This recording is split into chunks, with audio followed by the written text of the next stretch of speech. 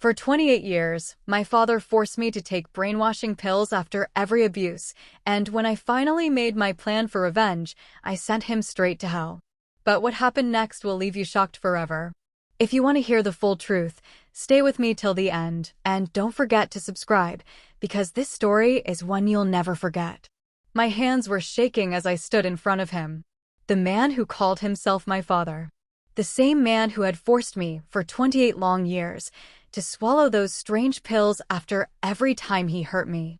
Pills that made my head feel foggy, pills that erased my memory, pills that silenced my screams.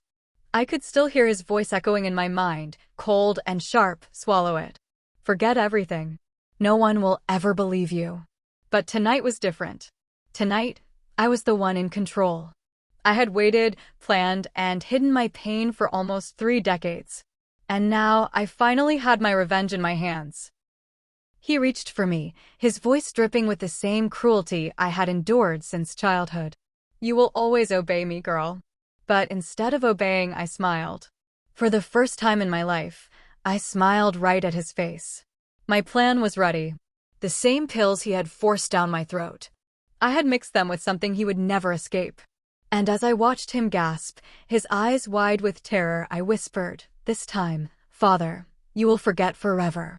The room was silent except for his choking breath. I felt no fear, only a burning fire inside me.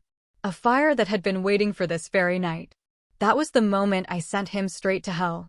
But how did I reach this point? How did a broken little girl, brainwashed and silenced for years, become strong enough to fight back? Let me take you back to the very beginning.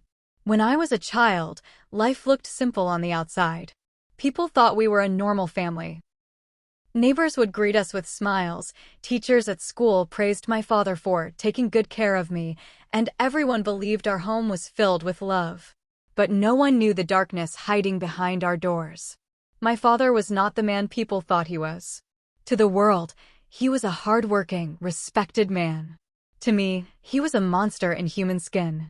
His eyes were always filled with anger, his hands quick to strike, and his voice filled with commands that made my stomach turn. I still remember the first time he forced me to swallow the pill. I was only 7. My face was wet with tears, my body trembling from the pain he had caused. He pulled a small bottle from his pocket, poured a round white pill into his palm, and shoved it into my mouth. "Swallow it," he growled. I gagged, trying to spit it out, but his hand pressed against my throat until I was forced to swallow. Minutes later, the world around me blurred. My tears stopped, my screams disappeared, and all I felt was emptiness. That emptiness became my prison. Every time he hurt me, every time he reminded me that I was nothing but his property, the pill followed. And little by little, I started to forget who I was. At school, I walked like a ghost. My friends laughed and played, but I always felt like I was underwater, too heavy to join them. Teachers asked me questions I couldn't answer because my head felt like a foggy mirror. Yet I was alive. Somewhere deep inside, a small voice kept whispering, "One day, this will end. One day, you will be free." But freedom didn't come easily. For years, I endured his cruelty. Some days were worse than others. There were nights when he would lock me in my room with nothing but darkness and hunger.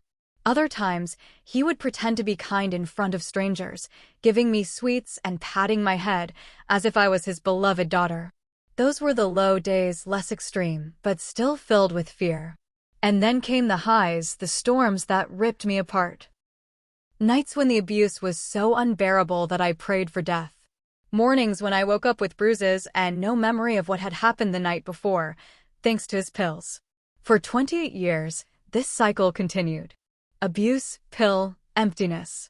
Abuse, pill, emptiness. But as I grew older, something inside me began to change. The pills no longer erased everything. Bits and pieces of memory stayed. His words, his cruelty, his threats, they started stacking up in my mind. And with those memories came anger. Burning, unstoppable anger. I realized then that the small voice inside me had been right all along. I couldn't stay silent forever. I couldn't let him win. I needed to fight back. So I began to plan. Slowly. Carefully. Secretly. I learned to pretend. To smile when he looked at me. To obey when he ordered me. To swallow the pills without protest. But instead of letting them numb me, I started hiding them under my tongue and spitting them out when he wasn't looking. My mind became clearer. My memory sharper. I started collecting every piece of information I could. The medicine bottles, the way he locked them away, the smell of the pills, the nights when his guard was down. For the first time in my life, I felt like I had power. Small at first, but real. And then, one night, something happened that pushed me over the edge. Something so extreme that it turned my plan for freedom into a plan for revenge. It was a stormy evening. The rain pounded the windows, thunder shaking the walls. My father was angrier than usual, his face red with rage. He grabbed me by the arm, harder than ever before, and shouted words that cut deep into my soul. "You are nothing. You were born to obey me. And when I'm done with you, you'll wish you had never been born." He raised his hand, his shadow looming over me. And at that moment, I knew. This was it. This was the night everything would change. The thunder roared above us, shaking the windows as if the sky itself was angry. My father's hand hovered in the air, ready to strike me. His shadow stretched across the room like a monster ready to swallow me whole. For years, I had taken his blows, swallowed his pills, and let him erase my screams. But this time, something inside me snapped. I didn't cry. I didn't beg. I didn't even close my eyes. Instead, I stared at him. My eyes locked with his. For the first time in 28 years, I didn't look away. That small act of defiance made him hesitate. His hand trembled for a moment before it came crashing down against my cheek. Pain shot through me, sharp and burning, but I didn't break. I bit my lip and whispered to myself, "Not anymore." He forced a pill into my mouth, as usual, pressing his hand hard against my throat. But what he didn't know is that I had already mastered the art of tricking him. My tongue pushed the pill into the side of my cheek, and when he finally walked away, I spat it out into my palm. I watched him storm out of the room, slamming the door so hard the glass rattled. He thought he had won again. He thought I was still the broken, weak girl he had raised to obey. But the truth was, I was already building a fire inside me. The storm outside raged through the night. I lay in my bed, my cheek burning, my heart pounding with a strange mix of fear and determination. The rain against the window sounded like drums, calling me to action. For years, I had been his prisoner. But storms always pass, and I knew mine was ending soon. The next morning, he acted as if nothing had happened. He ate his breakfast, read his newspaper, and even whistled a tune. That was his way: destroy me at night, pretend to be normal in the morning. I forced myself to act normal too. I set his coffee on the table, placed his toast beside it, and smiled faintly, just as he expected me to. But while my face showed obedience, my mind was screaming. I studied the way he handled his medicine bottle. The pills he gave me came from a small brown glass jar with a faded label. He always kept it close, either in his pocket or locked inside a drawer in his study. And every time he touched that bottle, I thought of the plan I had begun to form. I didn't just want to escape him anymore. I wanted him to suffer.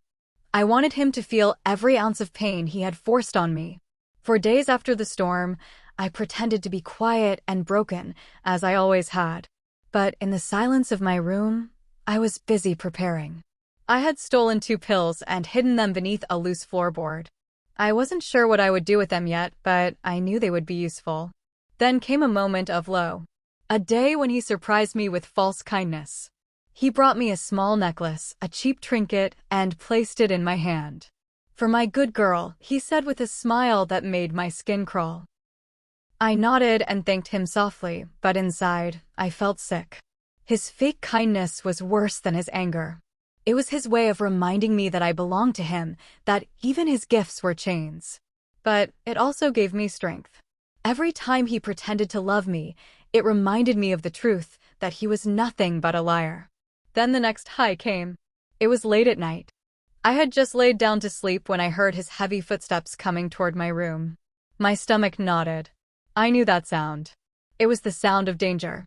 The door creaked open, and there he was, his eyes bloodshot, his breath thick with alcohol. He stumbled inside, holding the bottle of pills in one hand. "You didn't take it properly last night," he slurred, his mouth twisting into a cruel smile. "I can always tell. Tonight, you'll take 2. My heart pounded in my chest. 2 pills. I had barely survived 1. If he forced 2 down my throat, my mind might never come back. I backed away, my hands shaking, my breath coming fast. The walls of my room felt like they were closing in. He stepped closer, the pills glinting in his hand. I whispered to myself again, not anymore. This was the moment. My chance. My fear turned into fire. My weakness turned into strength. As he reached for me, I clenched my fists and made a decision that would change everything. His hand gripped my chin so tightly I thought my bones would crack. The 2 white pills gleamed in his palm like tiny demons. His voice was low and threatening. "Open your mouth. Now." For years, I had obeyed. For years, I had swallowed the poison that stole my memories and silenced my screams. But tonight, something inside me shifted. My fear turned into anger, and my anger gave me courage. I clenched my teeth and shook my head. His eyes widened, shocked at my defiance. "What did you say?" he hissed. I said no. My voice trembled, but it was steady enough to make him pause. The room froze. Rain tapped against the window, thunder grumbled in the distance, and for a moment, even he seemed stunned. Then his face twisted with rage. He shoved me against the wall so hard my head banged against the wood. Stars danced in my vision, but I held on. "You dare disobey me," he growled. His breath was hot and sour with alcohol. "You are mine. You will always be mine." He tried to force the pills between my lips, but I bit down hard on his finger. He roared in pain, dropping the pills onto the floor. For the first time, I had fought back. For the first time, he felt pain from me instead of the other way around. But instead of striking me immediately, he froze. He looked at me with something I had never seen before: fear. I had shown him I was no longer his silent puppet. Still, he quickly masked his fear with fury. He slapped me hard across the face, sending me sprawling to the ground. My cheek burned, my vision blurred, but as I lay there, I realized something important. I had survived saying no. That single word gave me more power than I ever thought possible. When he stormed out of the room, slamming the door behind him, I crawled to the corner and picked up the pills from the floor. I held them tightly in my palm, my breath shaking. I whispered to myself, one day, these will be for him, not me. The following days were strangely quiet. He didn't try to force extra pills on me again, but he watched me carefully, his eyes sharp with suspicion. I pretended to be obedient, bowing my head, keeping my voice soft. But inside, I was plotting. I began to notice more details. How often he took drinks late at night. How he left his medicine bottles unlocked when he was drunk. How he sometimes passed out in his chair, the sound of his snoring echoing through the house. Those quiet nights gave me time to plan my revenge. I practiced walking silently across the floorboards. I tested which doors creaked and which stayed quiet. I found a small crack in the study's window where I could peek inside without being noticed. And in that study, behind his locked drawer, I saw something that nearly stopped my heart. A whole stash of bottles. Not just one, but many. Dozens of jars filled with the same brainwashing pills he had given me for years. Why did he have so many? Who had given them to him? Were they meant only for me, or for others too? The questions swirled in my head, but the answer didn't matter. What mattered was that I now knew where the source of my torment was kept. One night, I tested my courage. I waited until he fell asleep, his body slumped in his chair, the empty bottle of whiskey at his feet. His snores rattled the air like thunder. My hands shook as I crept toward the study, my bare feet barely making a sound on the floor. I held a hairpin I had stolen from the bathroom, my only tool to pick the lock. My heart pounded so loudly I thought it would wake him. But slowly, carefully, I slid the pin into the lock and twisted. Click. The drawer opened. There they were, the bottles. Dozens of them. I picked one up and read the faded label. The letters were smudged, the instructions unclear, but I didn't need to know what they said. I already knew what the pills did. I wanted to smash the bottles right then and there, to destroy them all. But I stopped myself. If I destroyed them, I'd have no weapon left. Instead, I slipped one small bottle into my pocket and quietly closed the drawer. That night, I lay in bed staring at the bottle under the moonlight. The pills that had been my chains were now my weapon. But my victory was short-lived. The next morning, as I walked into the kitchen to prepare his breakfast, his cold voice cut through the silence. "Where were you last night?" My heart froze. He looked at me with suspicion in his eyes, his fingers tapping the table. "I heard something. Don't lie to me, girl. Were you in my study?" My throat went dry. The bottle in my pocket suddenly felt heavy, like it was burning through my clothes. One wrong word, and he would find it. One wrong word, and my plan would end before it began. I forced myself to look calm, even though my hands were trembling. "No, Father," I whispered. "I was in bed all night." He stared at me, his eyes narrowing. The silence stretched on, so heavy it felt like chains wrapping around my chest. Then, slowly, a cruel smile spread across his face. "If I find out you're lying," he said softly, leaning forward, "I'll make you swallow the whole bottle." His words hung in the air like a blade pressed against my throat. "If I find out you're lying, I'll make you swallow the whole bottle." A shiver crawled down my spine, but I kept my face still. My heart pounded so hard I was sure he could hear it.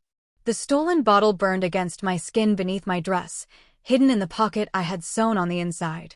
I lowered my eyes and whispered, "I would never lie to you, Father." For a moment, I thought he would see through me.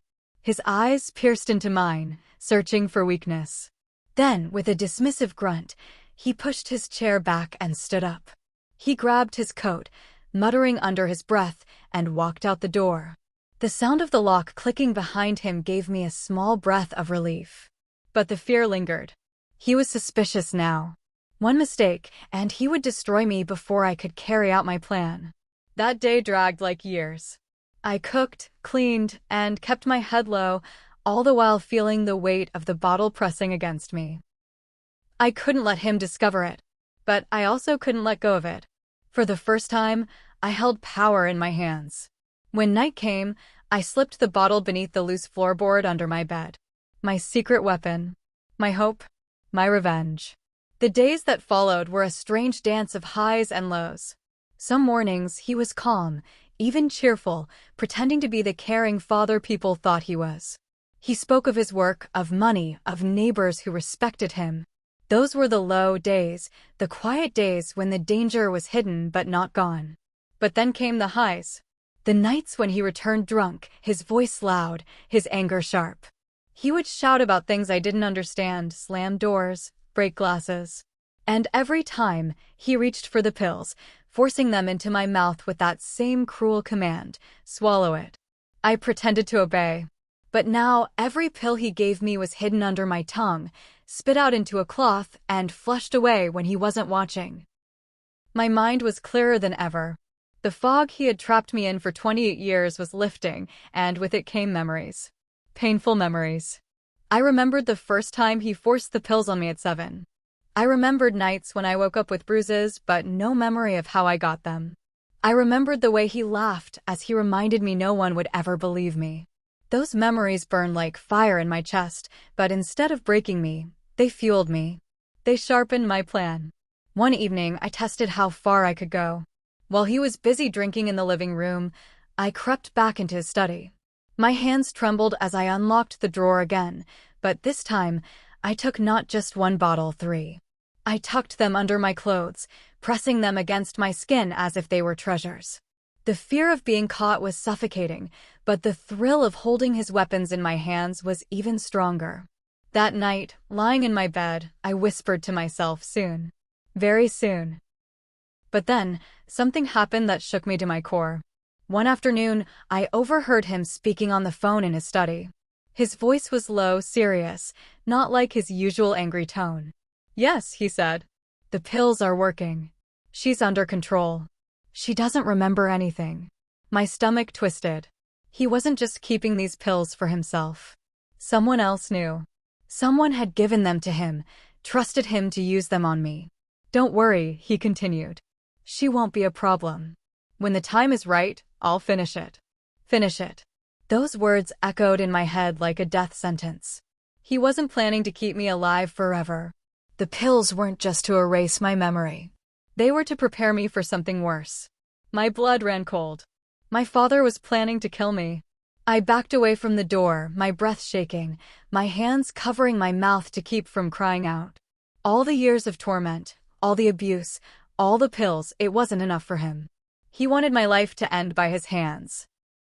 But as fear wrapped itself around me, another voice inside rose stronger than ever. No, I whispered. It will not be me. It will be him. From that moment, my plan changed. It was no longer just about revenge. It was survival. I would not let him finish me. I would finish him. That night, I prepared. I poured a handful of the pills from one of the bottles into a small pouch I had sewn into my dress. I didn't know how yet, but I was ready to use them. The opportunity came sooner than I expected. He stumbled into the kitchen late one evening, his eyes bloodshot, his voice slurred. He slammed a bottle of whiskey on the table and ordered me to bring him food. As I set the plate in front of him, he looked up at me with a sneer. "You think you're smart, don't you?" he said, his words heavy with drink. "I can see it in your eyes. You're hiding something." My heart skipped. Did he know? Could he see the pouch hidden in my dress?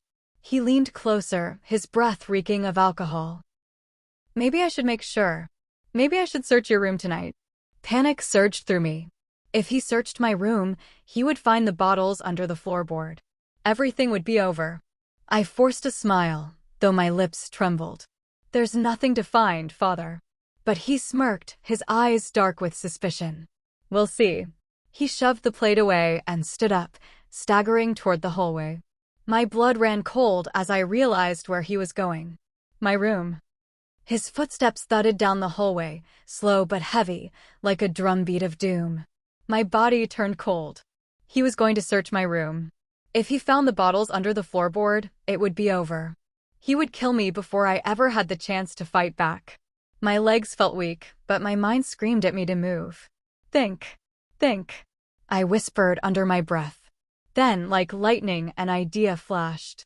The pouch of pills sewn inside my dress. My weapon. My chance. I grabbed a glass from the counter and quickly poured whiskey into it from his bottle, my hands shaking so hard I almost spilled. I slipped a handful of the pills from the pouch and crushed them against the table with the bottom of the glass. The powder looked harmless, just like sugar. My heart pounded as I stirred it into the whiskey until it dissolved. By the time he returned from my room, I had set the glass on the table, pretending to clean the dishes. My father walked in, his eyes narrowed, his lips curled in a cruel grin. "You think you're clever, don't you?" he sneered. "You hide things from me?" My stomach dropped. Did he find the bottles? He stepped closer, his breath sour, his voice low. "I didn't find anything tonight, but I will. And when I do, you'll regret ever being born." I forced my shaking hands to stay steady as I picked up the poison glass. "Father," I whispered, "please, have a drink. Calm yourself." His eyes flicked to the glass, then to me. Suspicion flashed across his face. "Why are you so eager for me to drink?" I froze. My chest tightened. If he refused, everything was lost. But then he chuckled. A dark, arrogant sound. "You think I'm afraid of you? Foolish girl." He snatched the glass from my hand and raised it. "To obedience," he said mockingly, and downed the drink in one swallow. The world seemed to stop. I watched him closely. Every second felt like an hour. For a moment, nothing happened. My heart sank with fear. Had I used enough? Had the pills lost their power? Then it began. His smile faltered. His hand trembled. He staggered backward, clutching his throat. His eyes went wide with shock as the glass slipped from his fingers and shattered on the floor. What did you?" he gasped, his voice broken. I stepped closer, my fear melting into cold, burning rage. For the first time in 28 years, I looked him in the eyes without lowering my head. "This," I whispered, "is for every pill you forced down my throat. Every scar. Every night of pain. This is the end of your hell, and the beginning of mine ending." He tried to reach for me, his fingers twitching, but his legs buckled. He fell to the ground, writhing as the poison tore through him. His breath came in short, ragged gasps. His face twisted in panic. "Help me," he choked. I crouched beside him, my voice calm, almost gentle. "No one ever helped me.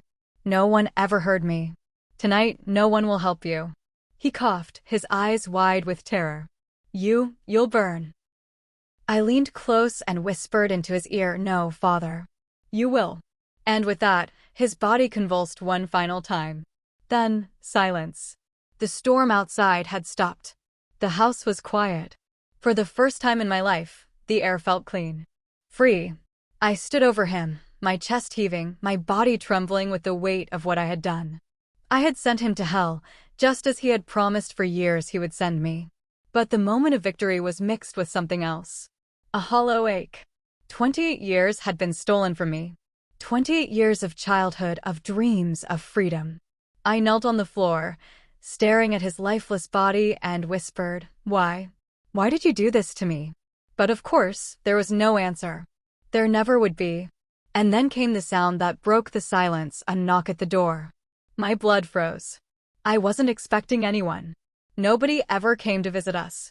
Who could it be now at this hour, on the very night I had killed him? The knock came again, louder this time. My heart raced. If anyone saw him lying there, if anyone suspected me, everything would be ruined. I wiped my tears quickly and stood up, glancing one last time at his body. The knocking turned into pounding. "Open up," a voice shouted from outside. I gasped. The voice was deep, commanding, not someone I recognized. Fear surged through me again. Had someone known all along what was happening in this house? Had they come for him? Or for me? I froze in the hallway, my hand hovering over the door handle, torn between running and answering. The pounding grew louder, shaking the frame. "We know you're in there. Open the door now." The pounding on the door shook the walls. My whole body tensed, frozen like prey cornered by a predator. My father's corpse lay in the next room, his eyes still open, his twisted face staring into nothing. "Open up," the voice boomed again. "This is your last warning." I pressed my hand against my chest, trying to quiet my heartbeat. My mind raced. Who were they? Police? Neighbors? Strangers? Did they already know what I had done? For a moment, I thought about running out the back door. But my legs wouldn't move. If they caught me fleeing, it would only make me look guilty. Then the pounding stopped. The silence was worse. It stretched like a rope ready to snap. I held my breath, waiting for what would come next. And then I heard it, the sound of metal scraping against the lock. Someone was trying to force the door open. Panic surged through me. My eyes darted around the room. The bottles of pills were still hidden under the floorboard in my room, but my father's body was out in the open. If they walked in now, there would be no hiding what I had done. I grabbed a blanket from the couch and rushed to cover him. My hands shook so badly that I dropped it twice before finally draping it over his body. His outline was still obvious, but at least his face was hidden. The door creaked. The lock gave way. I gasped and stumbled back just as the door swung open. 2 men entered. They weren't police. They weren't neighbors. They wore dark suits, their expressions cold and sharp. One was tall with a scar across his cheek. The other carried a black briefcase. My blood ran cold. They looked around the room, their eyes scanning every corner before landing on me. The man with the scar spoke first. His voice was calm, too calm. "Where is he?" My mouth went dry. "Who?" The other man set the briefcase on the table and opened it. Inside were papers, files, and my heart skipped, several bottles identical to the ones my father had kept. The man with the scar narrowed his eyes at me. "Don't play games. Where is your father?" The world spun. These men knew about the pills. They weren't strangers. They were connected to him. Maybe even the ones who gave him the drugs in the first place. I swallowed hard, forcing my voice not to tremble. He's not here." The scarred man's eyes flicked toward the blanket on the floor. His lips curved into the faintest smile. "Is that so?" He stepped closer, his boots heavy against the wooden floor. He stopped right in front of the blanket and kicked the corner of it, revealing my father's lifeless hand. My breath caught in my throat. The man looked at the body, then back at me. His expression didn't change. No shock, no anger, only a calm, knowing stare. "You've done it, haven't you?" he said softly. Tears welled in my eyes, but I didn't answer. My silence was enough. The other man closed the briefcase and straightened his tie. "We warned him this might happen," he muttered. He wasn't careful.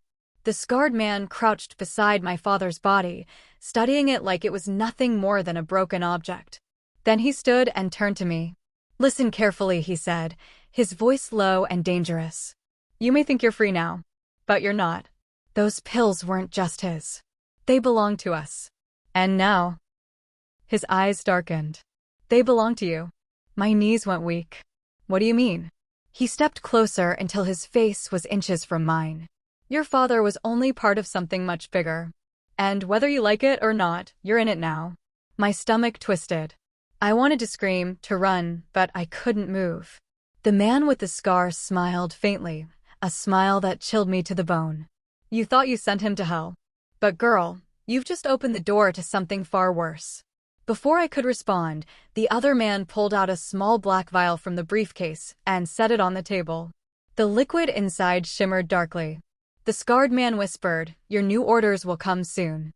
Then, without another word, they turned and walked out the door, leaving it wide open behind them.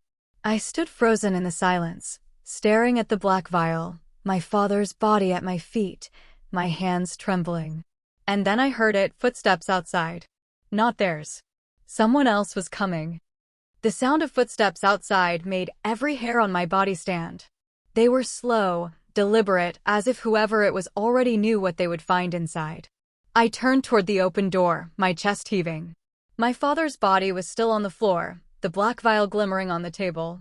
My mind screamed to hide it all, but I couldn't move fast enough. Then, a figure appeared at the doorway. It wasn't a stranger. It was a woman. Her hair was streaked with gray, her face pale, her eyes red from tears that seemed older than time itself. My heart twisted in confusion because I knew that face. I had seen it only in pictures hidden away by my father. "Mother," I whispered. The woman froze at the word, her hand clutching the doorframe. For a moment, neither of us moved. Then, slowly, she stepped inside, her eyes falling on the blanket-covered body. Her lips trembled. "He's gone." I swallowed hard, nodding. She closed her eyes, and to my shock, a faint smile curved her lips. Not of joy, but of relief. Like a heavy chain had just been lifted off her soul. Tears blurred my vision. You're alive?" "He told me you left us. He said you abandoned me." Her gaze snapped to mine, sharp and pained. "No, child. He took you from me. I never left you. I searched for years, but he hid you away, and when I got too close, her voice broke." She pressed her fist to her mouth, shaking her head. My stomach churned. Memories of my childhood flashed in my head, his beatings, the pills, the lies. He told me my mother was dead. But here she stood, flesh and blood, trembling in front of me. I staggered back, my knees buckling. He stole my life. He stole you." Her hands trembled as she reached for me, but then her eyes fell on the black vial on the table. Her entire body stiffened. "Where did you get that?" she whispered, her voice suddenly sharp. "The men," I said shakily. "They came. They knew about him. They said the pills were theirs. They said now it's mine." Her face turned ashen. She grabbed the vial with trembling fingers, staring at it like it was poison. "These men, they're not just strangers. They're part of something much darker. Your father wasn't working alone. He was their pawn." My heart pounded. "What do you mean? What's in the pills? Why did he force me to take them?" She gripped my shoulders, her eyes desperate. "Listen to me carefully. Those pills weren't medicine. They were made to control you. To break your will. To erase who you were until you became nothing but his puppet. He wanted you obedient, silent, never able to resist him. And they gave him the tools to do it." The room spun. My breaths came fast and shallow. My entire childhood, every beating, every time I swallowed those pills, all of it, flashed before my eyes. She squeezed me harder. "But you fought it. You survived. You broke free. That makes you more dangerous to them than you know. Tears spilled down my cheeks. I felt sick. My whole life had been a lie. A trap. And even with him gone, the chains were still wrapped around me. Suddenly, a loud crash came from outside, the sound of glass shattering. Both of us flinched. Mother's eyes widened with terror. They're coming back. They won't stop until they have you. She grabbed my hand and pulled me toward the back door. We need to leave now. My heart pounded as we stumbled into the night, the air cold against my tear-streaked face. Behind us, the house stood dark, broken, haunted by everything that had happened inside. But just as we reached the edge of the woods, a bright beam of light cut through the darkness. Voices shouted. Dogs barked. And then, out of the shadows, I saw them, the men in suits, more of them this time, spreading out, their flashlights slicing through the trees like knives. Mother squeezed my hand. Run. And for the first time in my life, I had someone to run with. Branches slapped against my face as we ran into the forest, my mother gripping my hand with surprising strength. My lungs burned, but I didn't dare slow down. Behind us, the men's voices grew louder, dogs barking wildly, the sound of boots crunching leaves closing in.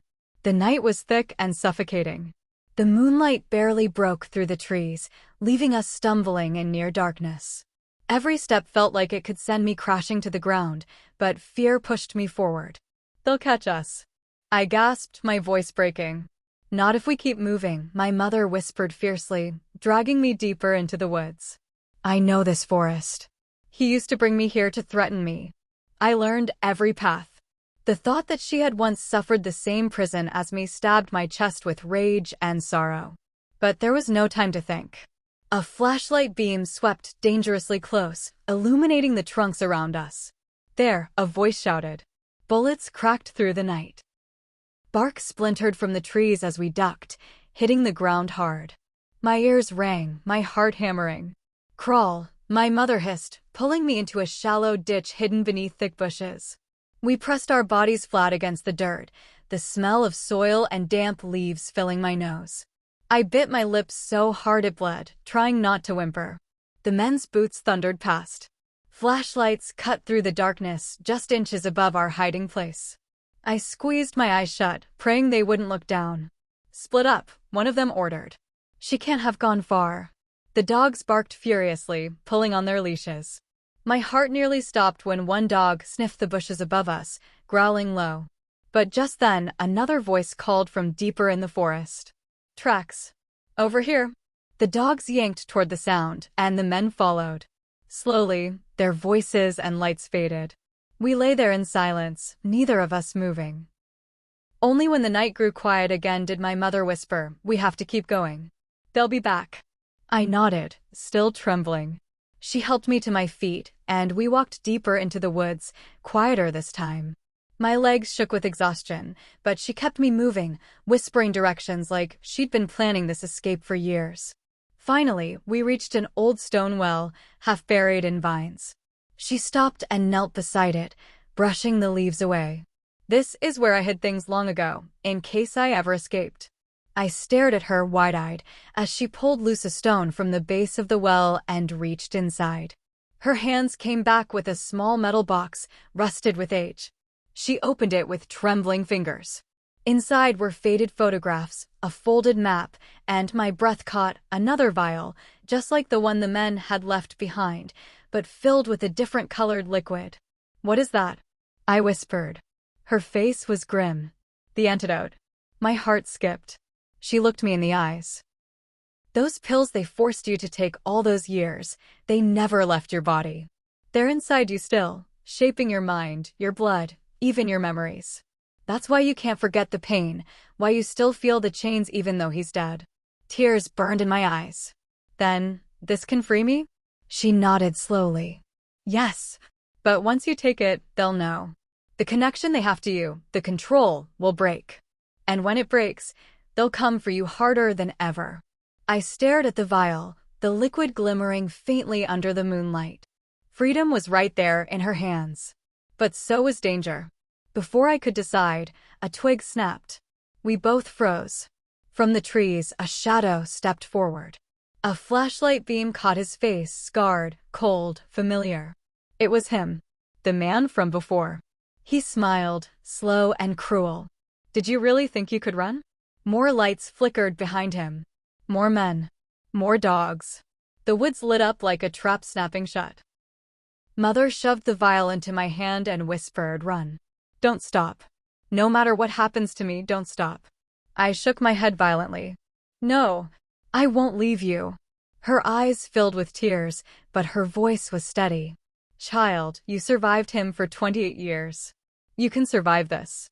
But only if you listen to me now." The men closed in, their guns glinting in the light. The scarred man raised his weapon, pointing it straight at her chest. "Choose," he said coldly. "Come with us, or watch her die." The gun's barrel glinted under the flashlight beam, aimed straight at my mother's chest. My heart pounded so hard I thought it might explode. My hands clutched the vial she had pressed into them, the liquid inside trembling with every shake of my fingers. "Choose," the scarred man repeated, his voice calm but merciless. "Come with us quietly, or watch her die." "No," I whispered, my body frozen. My mind screamed for me to run, to fight, to do something, anything, but my legs refused to move. My mother's eyes locked on mine. They weren't filled with fear. They were filled with fire. "Don't you dare give in," she said through gritted teeth. "Don't let them take you like he did. You're stronger than him. Stronger than me." The scarred man cocked his head, almost amused. Such bravery. Such foolishness. His finger slid toward the trigger. "Stop," I shouted, my voice cracking. "I'll go. Just don't hurt her." The man's smile widened. There it is. Obedience. Just like your father promised." The words cut through me like knives. He thought I was still the broken girl who swallowed every pill, who bent under every strike. But I wasn't. Not anymore. My mother's grip tightened on my arm. She whispered so quietly only I could hear, "Now, child. Decide. Do you let them chain you again, or do you fight for your freedom?" The world slowed. I felt the weight of the vial in my palm. The antidote. If I swallowed it now, I might break their hold over me. But if I did, they would come after me with everything they had. I looked at the scarred man, his cold smile. I looked at my mother, her eyes begging me to choose freedom. And then I made my choice. I uncapped the vial and, before anyone could stop me, threw it back and swallowed every drop. The liquid burned like fire down my throat. My body convulsed, pain ripping through my chest, my veins, my skull. I dropped to my knees, gasping, clutching my head as screams tore from my throat. The men shouted in confusion. The scarred man's smile finally faltered. "No, stop her." But it was too late. A wave of heat surged through me, like chains snapping one by one inside my mind. Memories I thought were lost came flooding back, moments of laughter, of childhood joy before the abuse, my mother's arms around me when I was small. Things he had stolen from me. Things the pills had buried. I saw everything clearly for the first time. And in that clarity, rage ignited. I stood, my body trembling, but stronger than I had ever felt. My eyes locked on the scarred man. "You don't own me anymore." He raised his gun, snarling. "Then you'll die like your father." But before he could fire, my mother lunged at him, knocking his arm to the side. The gunshot rang through the forest, the bullet tearing into a tree. "Run," she screamed. Chaos erupted. The other men shouted, flashlights whipping around wildly.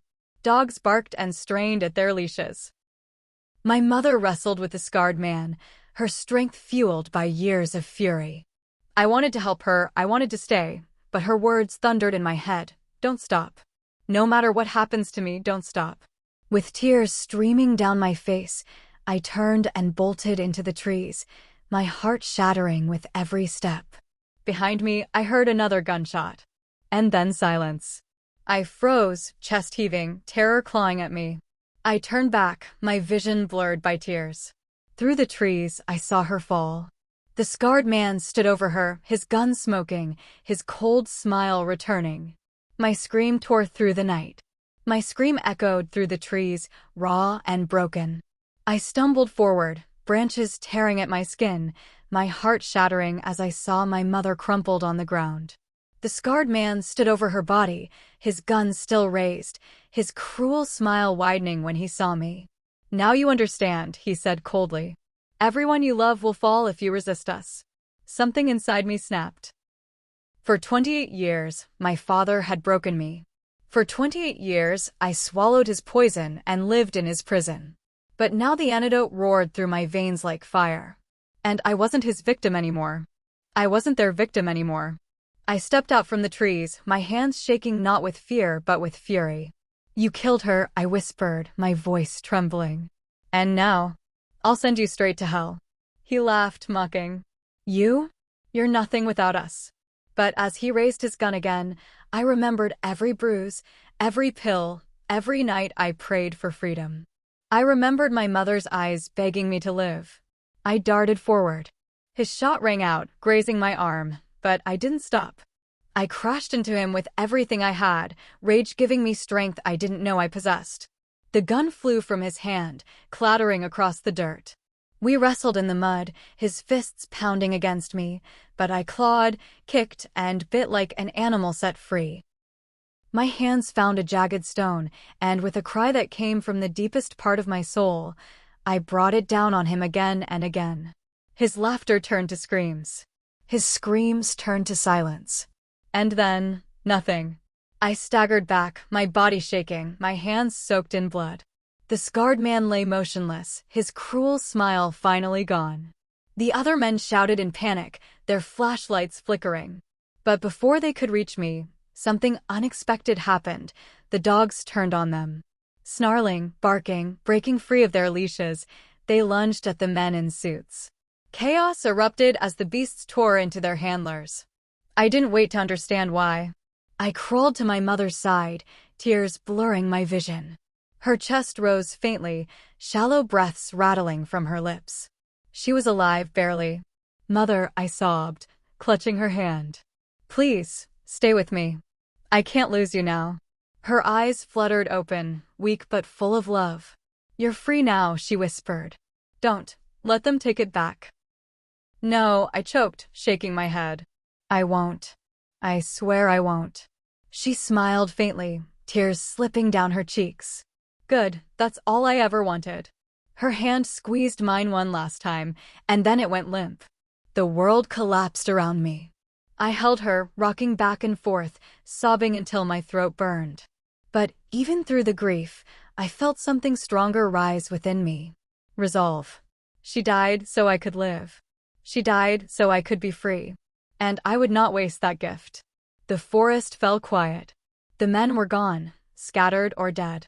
The scarred man's body lay in the dirt, his blood seeping into the earth.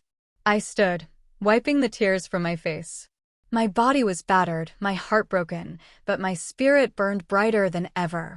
For 28 years, I was forced to swallow his pills after every abuse, trapped in a nightmare I could never escape. But tonight, I made my plan. Tonight, I sent him, and the monsters who stood with him, straight to hell. And I swore I would never again bow to anyone who tried to chain me. Because freedom, once tasted, is worth fighting for even if you must fight until your last breath. Life lesson: no matter how long you suffer, no matter how deep the chains are buried, you can rise. Evil may try to silence you, to break you, but strength is born the moment you choose freedom over fear. If this story touched you, hit subscribe, drop a comment, and share it because your support is what keeps these powerful stories alive.